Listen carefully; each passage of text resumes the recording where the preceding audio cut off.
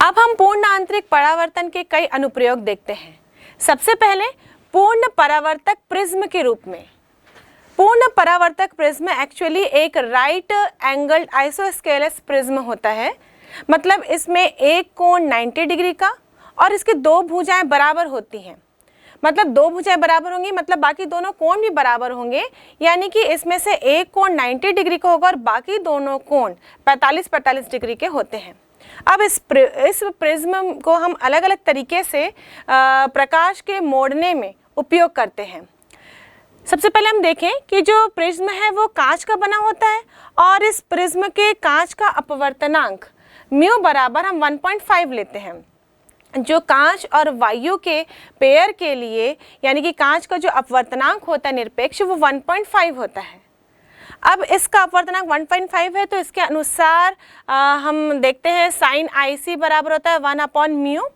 तो यहाँ से IC का मान यानी कि क्रांतिक कोण का मान कांच के लिए 41.8 डिग्री का होता है और जब प्रकाश की किरण प्रिज्म में इस कोण से यानी कि 41.8 डिग्री से अधिक आपतन कोण पर जब आपतित होती है तो प्रिज्म के अंदर इनका पूर्ण आंतरिक परावर्तन हो जाता है, यानी कि प्रकाश की दिशा मुड़ जाती है। अब इसी गुण को उपयोग करके हम प्रकाश को अलग अलग कोणों में मोड़ने के लिए इस पूर्ण परावर्तक प्रिज्म का इस्तेमाल करते हैं। सबसे पहले प्रकाश को 90 डिग्री में मोड़ने के लिए इसके लिए हम प्रकाश को उस फलक पर आपतित करते हैं जो कि उन दो फलकों के बीच में आपतित करते हैं जिसके बीच में 90 डिग्री का कोण बन रहा हो और ये भी आपतन कोण का मान इस 41.8 डिग्री से अधिक होना चाहिए। इस स्थिति में जब प्रकाश इस प्रिज्म में एंटर करेगी तो यहाँ पर वो 90 डिग्री के कोण से बाहर की ओर निकल जाएगी। इस प्रकार इस प्रिज्म के अंदर गुजरने के बाद जब कोण बाहर निकलते हैं तो उनमें 90 डिग्री का अंतर आ जाता है। जब प्रकाश की किरण 90 डिग्री के कोण से मुड़ती है तो इस कंडीशन में इस प्रकार के प्रिज्म का उपयोग किया जाता है पेरिस्कोप बनाने में, जहां पर हम मिरर के स्थान पर इस प्रकार के प्रिज्म का इस्तेमाल करते हैं ताकि हम पेरिस्कोप के दूसरी ओर आसानी से देख सकें। वैसे ही हम प्रकाश की किरण को 180 डिग्री में मोड़ने के लिए भी इस प्रिज्म का इस्तेमाल करते हैं, पर इस समय जो प्रकाश की किरण है उसको प्रिज्म के उस फलक पर आपतित करना पड़ता है जो 90 डिग्री कोण के अपोजिट में है।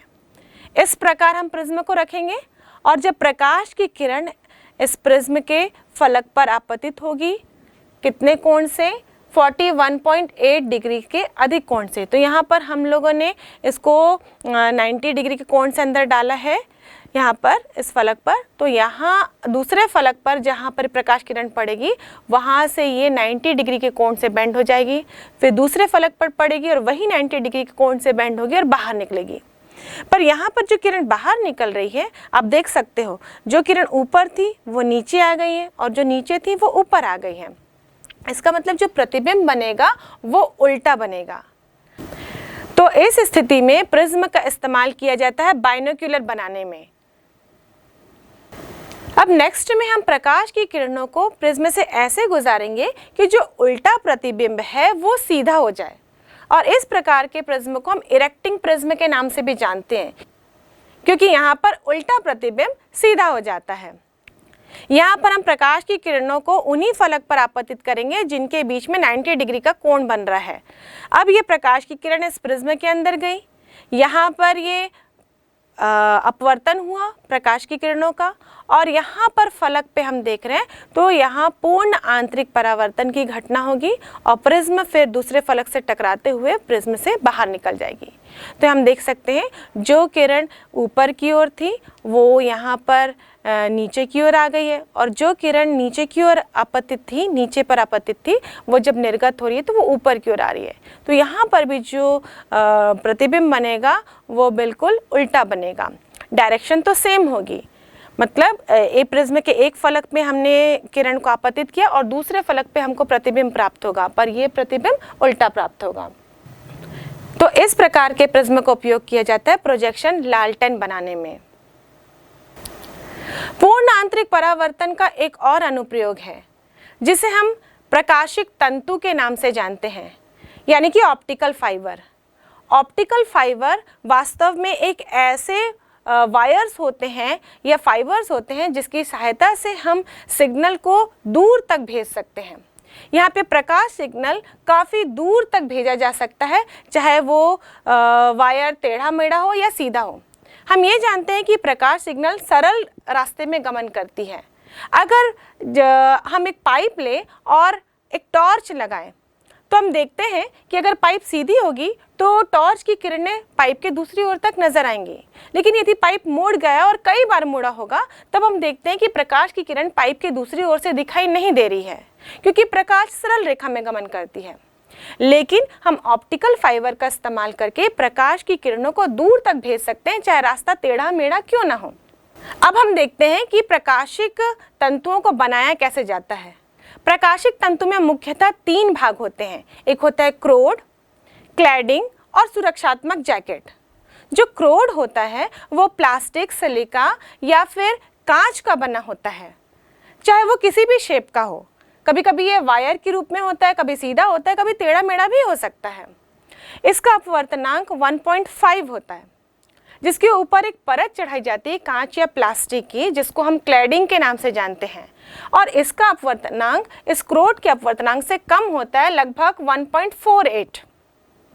इसका मतलब जो क्रोड का अपवर्तनांक है वो अधिक होता है और क्लैडिंग का अपवर्तनांक कम होता है। और एक क्रोड और क्लैडिंग को सुरक्षा देने के लिए एक विद्युत रोधी पदार्थ की कवर बनाई जाती है, जिसको हम लोग सुरक्षात्मक जैकेट यानी कि प्रोटेक्टिव जैकेट के नाम से जानते हैं।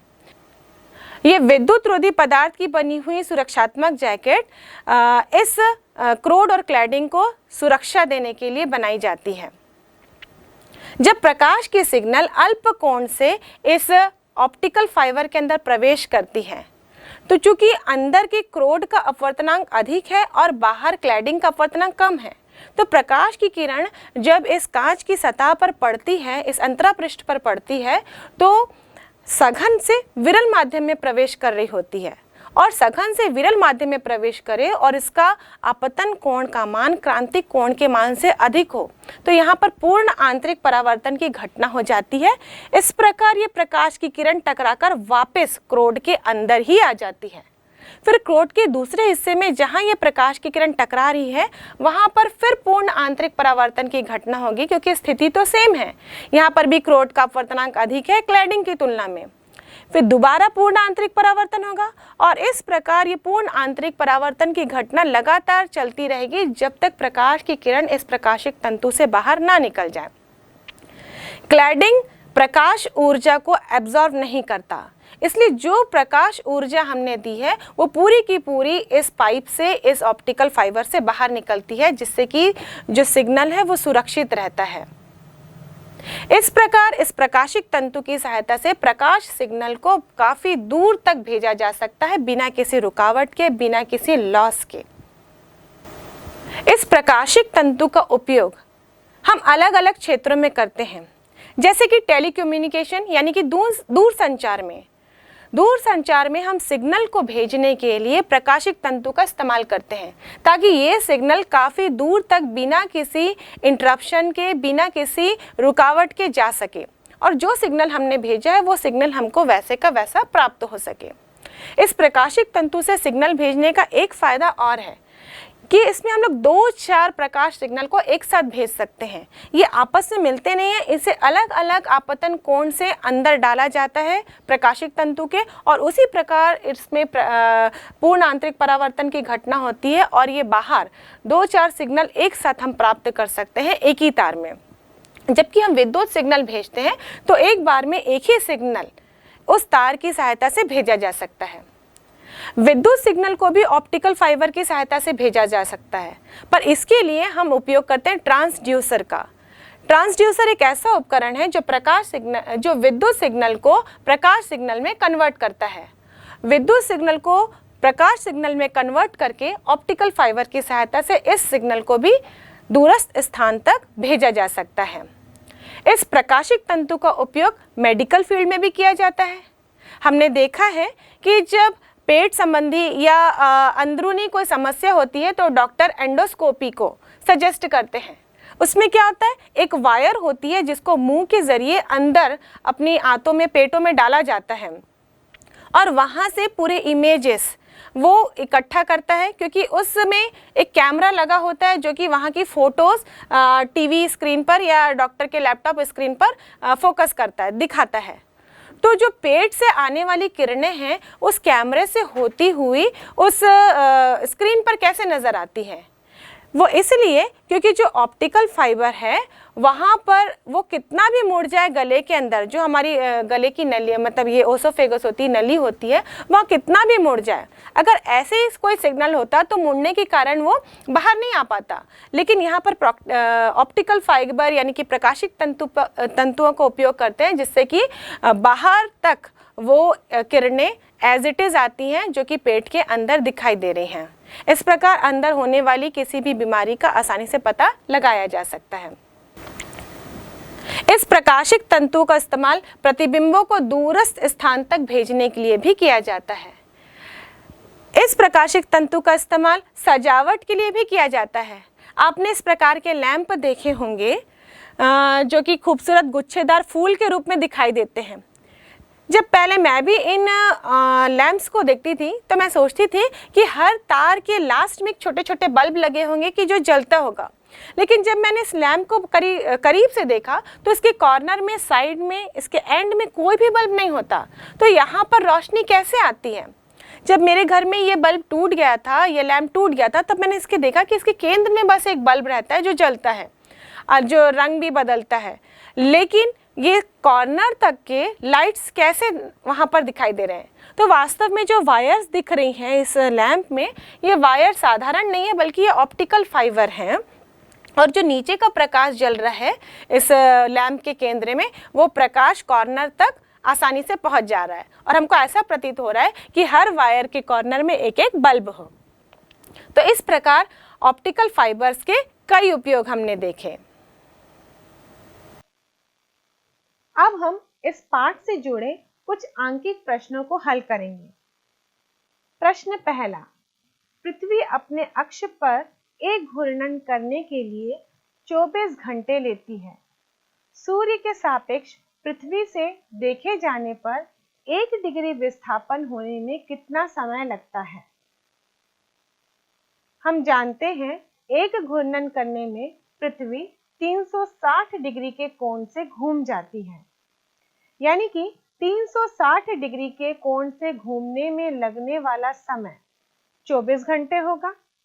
तो 1 डिग्री के कोण से घूमने में लगने वाला समय होगा 24/360 डिग्री। 24 को यदि हम मिनट 24 घंटे को यदि हम मिनट में चेंज करें तो हमें मिलेगा 24 × 60/360, क्योंकि 1 घंटे में 60 मिनट्स होते हैं। यहाँ पर हल करने पर 60 से 360 6 बार जाएगा और 24 को 6 से काटने पर हमें 4 मिलेगा, यानी कि 1 डिग्री घूमने में लगने वाला समय 4 मिनट का होगा। दूसरा प्रश्न, उस माध्यम में प्रकाश की चाल ज्ञात कीजिए जिसका क्रांति कोण 45 डिग्री है। इस प्रश्न में दिया गया है क्रांति कोण यानी कि IC बराबर 45 डिग्री नहीं, हम जानते हैं sin IC बराबर होता है 1/μ और म्यू का मान होता है C/V। तो हम इस फॉर्मूले में लिख सकते हैं sin IC बराबर V/C, जहां पर C निर्वात या वायु में प्रकाश का वेग होता है और V माध्यम में प्रकाश का वेग होता है। वायु या निर्वात में प्रकाश का वेग यानी कि C बराबर 3 × 10⁸ मीटर प्रति सेकंड होता है। यह मान सूत्र में रखने पर हमें मिलेगा V बराबर C × sin IC।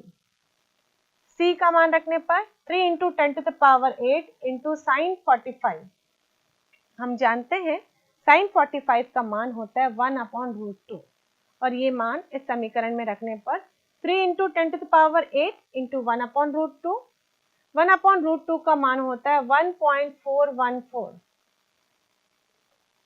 अब इसे सरल करने पर माध्यम में प्रकाश का चाल प्राप्त होगा 2.1 इंटू 10⁸ मीटर प्रति सेकेंड। प्रश्न तीसरा, किसी एक वर्णीय प्रकाश का दिए गए पारदर्शी माध्यम में वेग 2.225 इंटू 10⁸ मीटर प्रति सेकेंड है। क्रांतिक कोण का मान ज्ञात कीजिए। इस प्रश्न में दिया गया है माध्यम में प्रकाश का वेग v बराबर 2.225 इंटू 10⁸ मीटर प्रति सेकेंड और c बराबर हम जानते हैं निर्वात या वायु में प्रकाश की चाल होती है 3 इंटू 10⁸ मीटर प्रति सेकेंड। सूत्र अनुसार म्यू बराबर c अपॉन v, c का मान लिखेंगे 3 इंटू 10⁸ और v का मान होगा 2.225 इंटू 10⁸। यहाँ से 10⁸ कैंसिल हो जाएगा और इसे हल करने पर हमें प्राप्त होगा 1.35। अब म्यू बराबर 1 अपॉन साइन आई सी होता है, तो साइन आई सी बराबर होगा 1 अपॉन म्यू बराबर 1 अपॉन 1.35। इसे हल करने पर हमें मिलेगा 0.7407। अब हम साइन का टेबल देखेंगे। साइन के टेबल पे 0.740 का मान 47.8 डिग्री में प्राप्त होता है। इस प्रकार IC बराबर होगा 47.8 डिग्री।